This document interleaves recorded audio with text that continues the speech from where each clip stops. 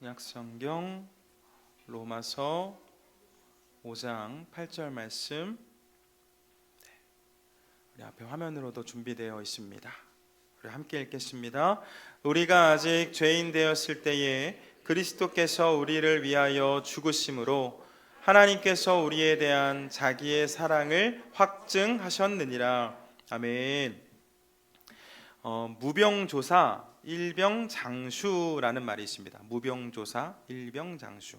병이 없으면 일찍 죽고 오히려 병이 하나 있으면 오래 산다라는 말입니다. 이유가 뭘까요?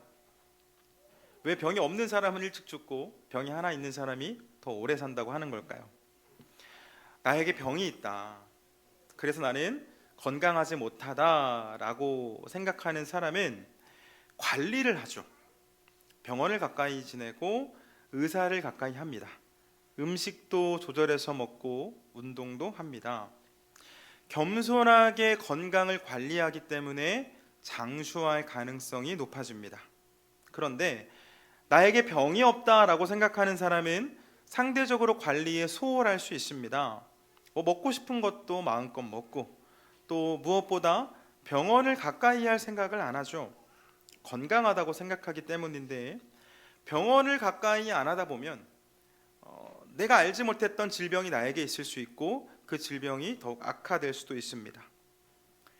여러분, 의사를 가까이 하고 건강을 관리할 때 우리의 몸이 건강할 수 있는 것처럼 우리의 영적 건강 관리도 마찬가지인 것 같습니다.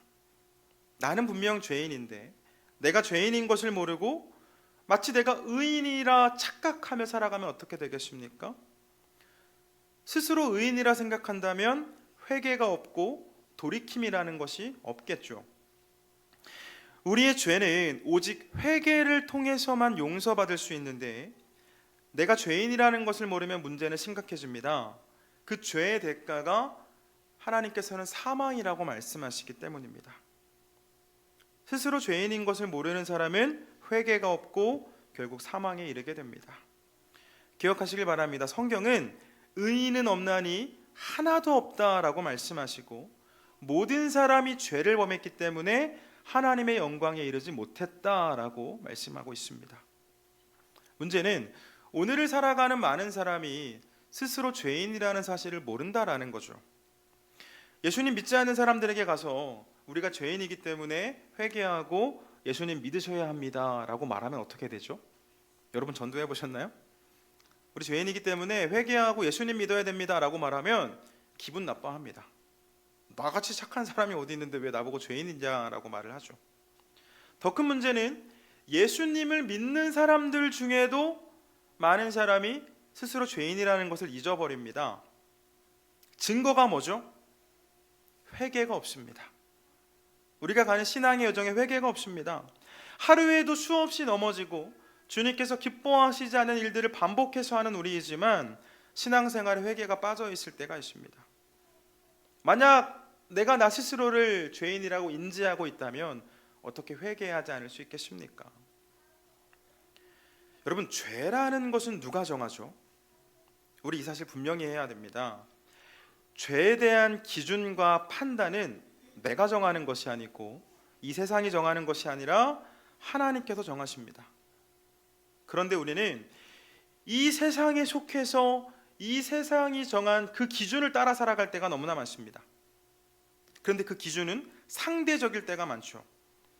얼마 전까지는 죄로 여겨지지 않았던 것들이 이제 와서 죄로 여겨지는 것들이 있고, 반대로 오랜 역사 동안 죄로 여겨지던 일들이 지금은 죄로 여겨지지 않을 때도 있습니다.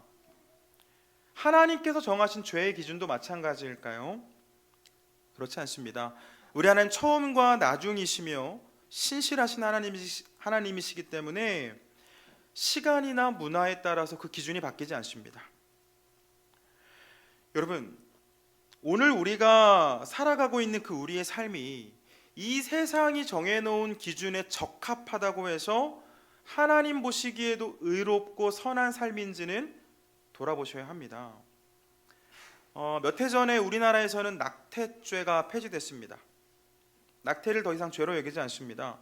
임산부나 의사 모두 처벌받지 않습니다. 뭐 관련된 법안을 내려고 했지만 계속 다 기각이 되고 법이 만들어지지 않았죠. 지금 현재 제가 알기로는 낙태는 우리나라에 더 이상 죄가 아닙니다. 그런데 생명의 주인이신 그 하나님 앞에서도 이 낙태가 죄가 없다라고 말할 수 있을까요? 간통죄도 폐지되지 않았습니까? 다른 사람, 내가 아내가 있고 내가 남편이 있는데 다른 사람과 사랑해도 우리나라에서는 더 이상 처벌받지 않습니다. 하나님 보시기에도 마찬가지일까요? 그렇지는 않겠죠. 여러분, 우리는 이 죄의 기준을 하나님의 관점으로 생각해야 되는데 이 세상의 기준으로 판단해서 내가 범법을 행하지 않았기 때문에, 쉽게 말해서 나는 경찰서 관리를 하지 않았기 때문에 죄인이 아니라고 생각합니다.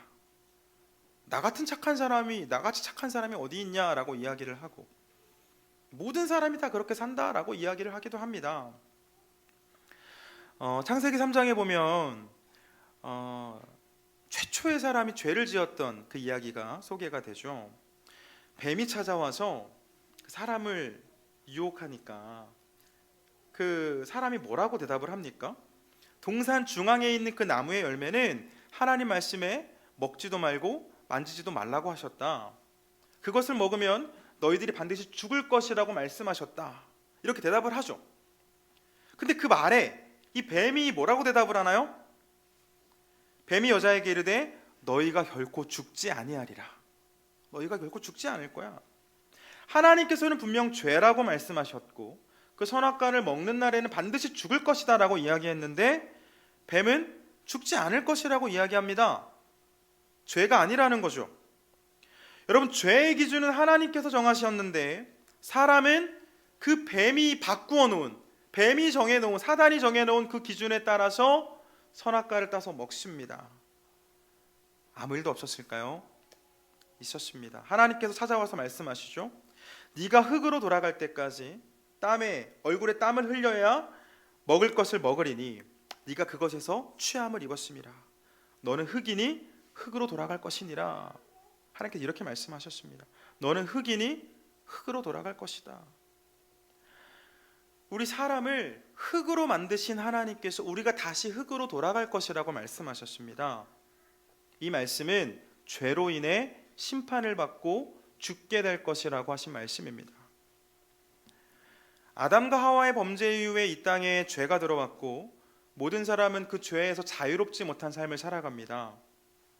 하나님의 기준이 아니라 세상의 기준을 따르고 하나님의 말씀이 아니라 세상의 가르침과 사람의 전통을 따라 살아가죠. 이 아담과 하와가 하나님이 되고 싶은 욕심과 그 죄에 대한 안일한 생각으로 인해 선악과에 손을 댄 것처럼 우리는 여전히 그 하나님의 자리에 나를 올려놓으려고 하고 하나님의 말씀이 아닌 내 생각과 내 뜻을 앞세울 때가 너무나 많습니다. 생명이신 그 하나님을 거부한 채, 심지어 구원을 받았다라고 고백하는 성도들 역시 하나님 없는 사람처럼, 하나님 모르는 사람처럼 살아갈 때가 너무나 많다는 거죠. 그렇게 우리는 하루하루 그 흙에, 죽음에 가까워지는 삶을 살아가고 있습니다. 자, 그런데 여러분, 우리는 그 하나님을 향해서 사랑의 하나님이라고 고백하지 않습니까? 그 사랑의 하나님께서는 우리를 죽음 한가운데 내버려 두지 않으시죠. 모든 사람이 죄를 범했기 때문에, 어떤 사람이가 아닙니다. 아담과 하와가 아닙니다. 모든 사람이 죄를 범했기 때문에 하나님의 영광에 이를 수 없었지만 하나님께서는 그 죽음 가운데 있는 우리를 건지시고 살리시기 위해 예수님을 이 땅에 보내셨습니다. 그리고 그 예수님을 십자가에 못 박으셨죠. 우리의 잘남이 아닙니다. 우리의 공로도 아니고 우리의 의도 아닙니다. 어떠한 값없이 은혜로 주신 하나님의 선물이죠. 성경은 말씀합니다. 우리가 아직 죄인 되었을 때, 우리가 여전히 죄인인 그때에 하나님께서는 당신의 그 사랑하는 아들을 십자가에 못 박으심으로 우리를 향한 당신의 사랑을 보여주셨다 라고 성경은 증언하고 있습니다. 우리에게 있는 그 죄의 값을 예수님께서 다 치르게 하시고 우리에게는 무죄 선언을 해주셨죠. 너희의 죄가 가려졌다라고 말씀하십니다. 그렇게 우리는 예수님을 믿는 믿음 안에서 영원한 생명을 얻게 된 줄 믿습니다. 여러분, 오늘부터 사순절이 시작됩니다. 사순절은 은혜를 기억하는 기간인데요.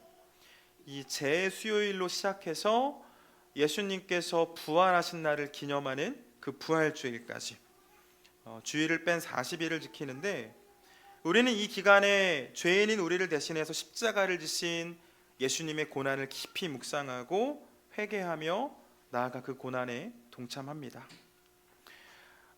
성경에 소개된 믿음의 선배들의 모습을 보면 그 하나님께 용서를 구할 때, 그리고 죄에 대해서 슬퍼할 때 이 죄를 사용했다고 합니다. 우리 역시 이 재수요일로 사순절을 시작하는데, 이 죄를 보면서 나의 존재가 죽을 수밖에 없는 죄인이었다라는 사실을 깨닫는 거죠. 나는 흙이었고 흙에서 왔고 흙으로 돌아갈 것을 기억하는 겁니다.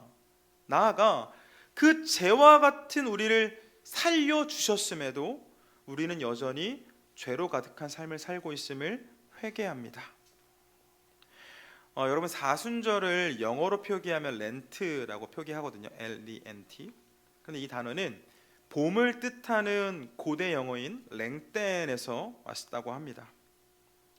이 사순절은 회개를 통해 죄의 세월과 같은 긴 겨울을 보내고 새 봄을 맞이하는 시간인 거죠.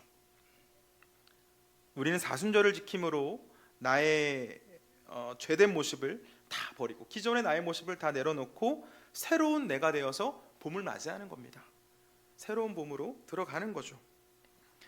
이전에 죄로 물든 나의 연약함 모두 십자가 아래에 다 내려놓고 예수님 깊이 묵상하며 이 영적인 삶을 통해 예수님 안에 거하는 겁니다. 그렇게 우리는 예수님 안에서 새로운 피조물이 되는 줄 믿습니다. 사랑하는 여러분, 하나님께서는 그 죄 가운데 있는 사람들, 죄로 인해 고통 가운데 있는 자들에게 화관을 주셔서 죄를 대신하게 하시고, 기쁨의 기름을 주셔서 슬픔을 대신하게 하시고, 찬송의 옷을 주셔서 근심을 대신하게 하셨습니다. 오늘 우리가 우리 이마에 이 죄의 안수를 받을 때 하나님께서는 우리에게 기쁨의 화관을 허락하시고 우리에게 있는 슬픔을 기쁨으로, 근심을 찬송으로 바꾸어 주시는 줄 믿습니다.